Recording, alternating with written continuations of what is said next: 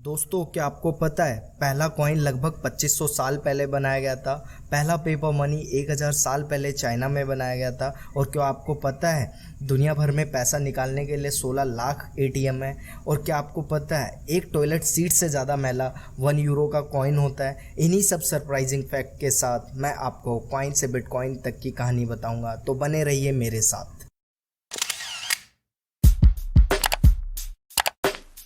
Story of money आज जानवरों की खरीद बिक्री से स्क्रीन पे शो होने वाले डिजिटल नंबर की खरीद बिक्री तक पहुंच गए हैं। परंतु एक बात कॉमन है दोस्तों, human paid for things through out the history. पैसे के रूप में खूब बदलाव आए दोस्तों, परंतु एक एक्टिविटी हमेशा कॉमन थी जो कि थी एक्सचेंज। तो पहले भी इंसान खरीदता बेचता था, पर उसका तरीका बार्टर सिस्टम होता था, बेसिकली गुड्स फॉर गुड्स। अब उसमें क्या होता था, एक बंदे को यदि सेब खरीदने हैं और एक बंदे को दूध बेचना है, आपस में ये लोग देखते थे कि मेरे को जो चाहिए वो दूसरे के पास है या नहीं, और बस इसी तरीके से वो अपनी खरीद बिक्री को ढूंढते हुए घूमते थे। और इसमें बहुत टाइम भी लगता था और बहुत बार कॉमन चीज़ों का मिलना, मैचिंग करना बड़ा मुश्किल होता था दोस्तों। इसी कारण फिर इस में कुछ कमियां हैं। Lack of coincidence of want, जो मुझे चाहिए वो दूसरे के पास होना चाहिए, मैच करना चाहिए, उतनी क्वांटिटी में मिलना चाहिए, जो कि बहुत मुश्किल चीज थी। दूसरा, बड़ा मुश्किल होता था कि इसमें वैल्यू को स्टोर किया जा सके इस केस में, क्योंकि मेरा सामान खराब होने वाला है। फ्रूट्स लगभग 15 दिन में खराब हो जाएंगे, बट मेरे को तो अब 15 दिन के अंदर अंदर ही वो बेचने होंगे ना, अदरवाइज। और उनकी क्या रेट मिलेगी, किस रेट में मिलेंगे, अब वो तो मेरे को केवल सामान मिल सकता है, बट उसका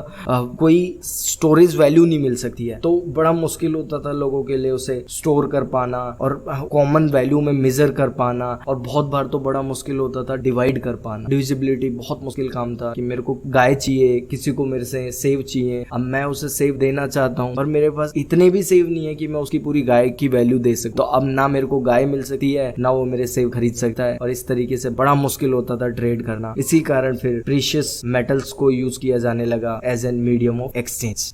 फिर जैसे ही मेटल को यूज करने लगे इंसान मीडियम ऑफ एक्सचेंज, तो उसके फायदे थे कि वो ड्यूरेबल थी, मेटल ड्यूरेबल थी, स्टोर करी जा सकती थी, वैल्यू नियर टू प्रोडक्ट मिल जाती थी, वैल्यू स्टेबल भी थी, उसका सब डिवीजन भी पॉसिबल था लगभग कुछ हद तक। बट डिसएडवांटेज भी थे उसके कि जब कहीं बड़ी ट्रांजैक्शन करनी होती थी तो आप इतना सोना या इतना मेटल कैरी नहीं कर सकते, बहुत हैवी वेट होता है, तो बड़ा मुश्किल होता था बड़ी ट्रांजैक्शन को कर पाना। और जहाँ पे ट्रांजैक्शन छोटी हो तो वहाँ पे टुकड़े कर पाना पॉसिबल नहीं हो पाता था, और हर जगह पे उसका वजन कर पाना बड़ा मुश्किल काम होता था। तो इस चक्कर में मेटल के टुकड़े भी कोई सेम साइज सेम वेट के नहीं हुआ करते थे, तो बड़ा मुश्किल होता था इससे भी ट्रांजैक्शन कर पाना। तो इससे भी लोगों को बड़ी दिक्कतें आने लगी। कॉइन्स बना लिए उन्हीं मेटल से कि कॉइनेज सिस्टम होता था। इसमें क्या होता था, एक किंग होता था, उस फोटो छपा होता था या उसका कोई स्टैंप लगा होता था और उससे एक कॉइन बनाया जाता था।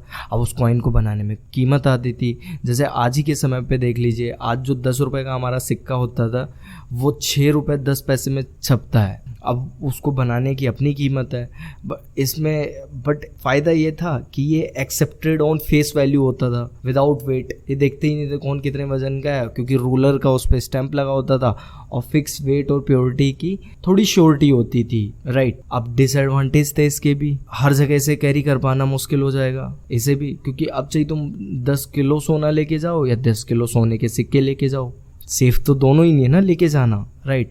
और इसे भी बड़ा मुश्किल होता था लार्ज ट्रांजैक्शन में कैरी कर पाना। अब तुम्हें ये मान लो कि किसी दूसरे कंट्री में पहले तो जहाज से ही वो होता था, पूरा ट्रेड होता था, एक कंट्री से दूसरे कंट्री तक उस मेटल को लेके जाएं, और तो वो इतना आसान नहीं हुआ, वो वेट है वो। फिर इंट्रिंसिक वैल्यू समटाइम बहुत ज़्यादा होती थी फेस वैल्यू पे। मान लो 1 रुपये का सिक्का लिखा हुआ है, बट उसमें जो सोना लगा हुआ है वो 10 रुपये का लगा हुआ है, बड़ा मुश्किल था ये।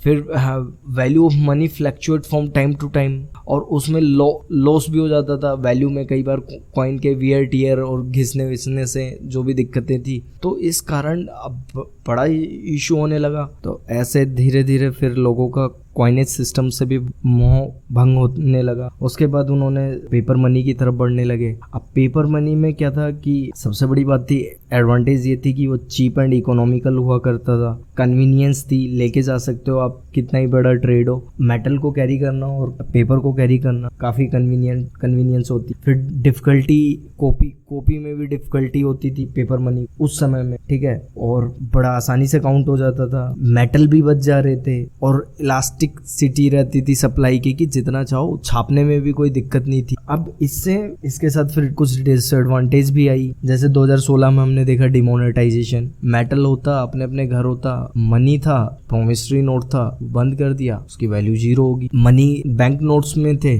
उनकी वैल्यू भी मतलब चेंज होती रहती। रीजन आप जितने नोट छापते जाएंगे वैसे वैसे उनकी वैल्यू डाउन होती चली जाती है, और शॉर्ट लाइफ होती थी, ठीक है, और एक्सचेंज वैल्यू भी उनकी बदलती रहती थी, क्योंकि अब 1 किलो सोना अमेरिका में हो या इंडिया में हो, सोना सोना है, उसकी वैल्यू सेम रहनी, बट उसी जगह इंडियन करेंसी और डॉलर को यदि आप चेंज करेंगे तो हमेशा एक्सचेंज रेट में डिफरेंस मिले ही मिलेगा। तो इस तरीके से फिर लोग लगने लगा कि यार ये भी प्रॉपर सिस्टम नहीं है, तो लोग फिर अपना प्लास्टिक मनी की तरफ बढ़ने लगे। फिर 1950 में प्लास्टिक मनी को इंट्रोड्यूस कर दिया गया। इसके फायदे ये थे कि आप ह्यूज वैल्यू कैरी कर सकते हैं अपनी पॉकेट में जब चाहे जहां चाहे, यूनिवर्सली एक्सेप्टेबल था, हर जगह कार्ड चल जाता था, परचेज क्रेडिट पे भी कर सकते थे, हर ट्रांजैक्शन का आपके पास अपनी खरीद बेच का रिकॉर्ड रहता था, और जब आप कुछ खर्च करते थे तो इसमें इंसेंटिव और रिवार्ड में मिला करते थे। लोगों का अट्रैक्शन बहुत बढ़ा प्लास्टिक मनी की तरफ, बट इसमें भी कुछ इश्यूज थे,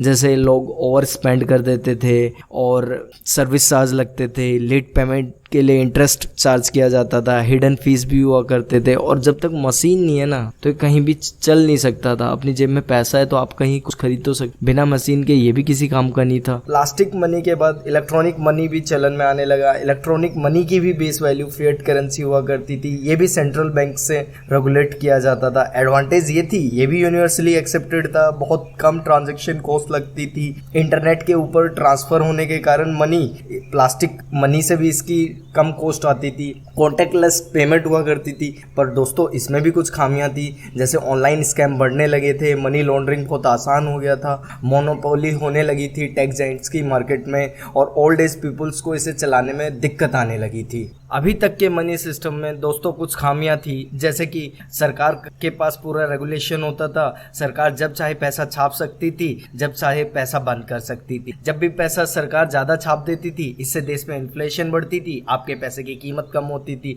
जैसे ही सरकार पैसे को बंद कर देती थी तो आपकी मेहनत की कमाई आपके हाथों में नहीं होती थी। इससे लोगों को बहुत बड़ी दिक्कत होने लगी। दूसरी सबसे बड़ी दिक्कत थी, बायर और सेलर के बीच में हमेशा एक थर्ड पार्टी इन्वॉल्व हुआ करती थी, जिसका नाम बैंक हुआ करता था। हर एक परचेज और सेल्स में एक पार्टी हमेशा इन्वॉल्व रहती थी है, जिसका नाम बैंक होता है। एक पैसा लेगा, एक पैसा देगा, और इस केस में आपका मेहनत का पैसा एक ही जगह रखा हुआ था जो बैंक हुआ करता था, और बैंक उस पैसे को जब चाहे जिसको चाहे लोन दे देता था और बिना सिक्योरिटी देखे। ऐसे ही बहुत बैंकों की बर्बादी के बाद लोगों का बहुत मेहनत का पैसा बर्बाद हुआ। वो पैसा आपको मिल तो जाता था पर डायरेक्टली इनडायरेक्टली सरकार जनता से वसूल करती, और इस तरीके से लोगों का इस मनी सिस्टम से भरोसा उठने लगा। आपका पैसा आप कहीं भी बाहर नहीं भेज सकते, इसके लिए आपको क्रॉस बॉर्डर ट्रांजैक्शन की सबसे बड़ी दिक्कत थी। आपको भेजने से पहले रिजर्व बैंक ऑफ इंडिया से आपको परमिशन लेनी होती, फेमा एक्ट के सारे रूल्स कंप्लाई करने होते थे। इससे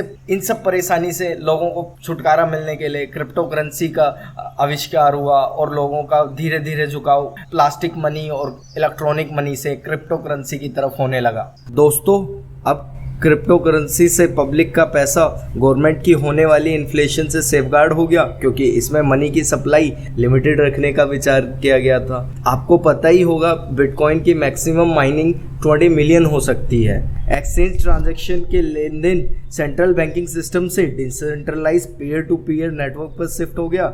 इससे ट्रांजैक्शन मेजॉरिटी बेसिस पर माइनर्स के नेटवर्क से वैलिडेट होती है। तो कह सकते हैं ट्रांजैक्शन रिकॉर्ड मेंटेन और verify decentralise peer to peer network से होती है, ना कि कोई सेंट्रल अथॉरिटी से। अब इसकी एडवांटेज ये है कि कोई इन्फ्लेशन नहीं, as money supply is limited. कोई third party such as financial institution की इन्वॉल्वमेंट नहीं है, क्योंकि transaction peer to peer network से वैलिडेट होती हैं। क्रॉस बॉर्डर ट्रांजैक्शन में कोई भी एक्सचेंज रेट का इफेक्ट नहीं है, क्योंकि सब जगह crypto currency as universal same rate पे एग्जिस्ट करती है। और ये कॉस्ट इफेक्टिव ट्रांजैक्शन मोड है क्रॉस बॉर्डर ट्रांजैक्शन के लिए, क्योंकि ट्रांसफ़र कॉस्ट इसमें बहुत कम है। दोस्तों क्रिप्टो करेंसी की भी डिसएडवांटेजेस हैं। क्रिप्टो करेंसी बहुत ज़्यादा वोलेटाइल है। क्रिप्टो करेंसी की स्टोरेज के लिए आपको टेक्नो फ्रेंडली होना पड़ता है। अनरेगुलेटेड और इलीगल है बहुत कंट्रीज़ में, और नॉन रिवर्सिबल ट्रांजैक्शन है, क्योंकि एक ट्रांजैक्शन एक ब्लॉक बनाती है और उसके बाद वो ब्लॉक कभी रिवर्सल नहीं हो सकता। एक बार ट्रांजैक्शन प्रोसेस होगी, वैलिडेट होगी, ब्लॉकचेन में ऐड हो गया, उसके बाद वो परमानेंटली वो ट्रांजैक्शन क्लोज हो जाती है। Hit the like button if you find it worthy and like with your valuable feedback for further improving your learning experience. Share with your friend and family members to make them learn basic about new digital currency. तो दोस्तों हमें जरूर बताइएगा कि आप क्या सोचते हैं, हमारे देश के लिए कौन सी करेंसी उसकी ग्रोथ के लिए इंपॉर्टेंट है, metal money, plastic money, crypto currency. क्या आपको पता है हर 10th ट्रांजैक्शन क्रिप्टो करेंसी में इंडिया से बिडिंग होती है? To know more, subscribe for next video. Until then, bye bye, Jai Hind.